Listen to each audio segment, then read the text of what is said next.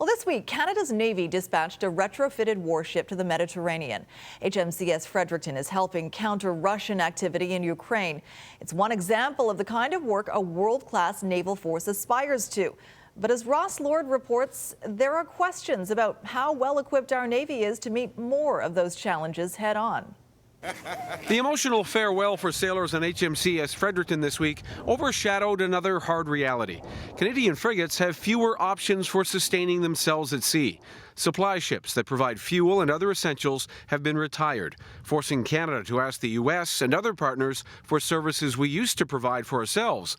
A large gap, as even the defense minister admits. We're exploring all our options, and my colleagues in government are having a look at that, and we take it very seriously, and at this point in time, a decision has not been made. As the Sea King helicopter fiasco shows, replacing old ships and aircraft can take decades.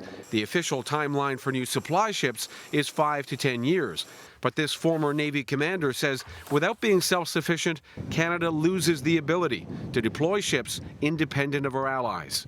All of these things in combination are a significant impact on the Navy. The Navy prides itself as being what they call a Rank 3 global force projection Navy.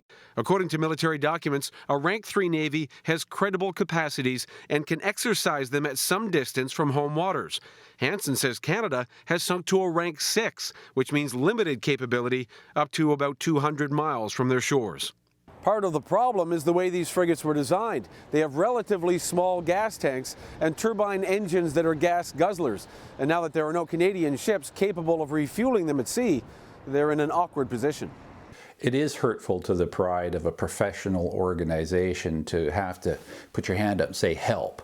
A quandary that can make for clumsy explanations. We work with our allies. I mean, we have the capability. You see the capability behind us of the members of our Royal Canadian Navy, and as always, they can and will continue to get the job done. One option being considered is leasing commercial ships until permanent replacements arrive. Ross Lord, Global News, Halifax.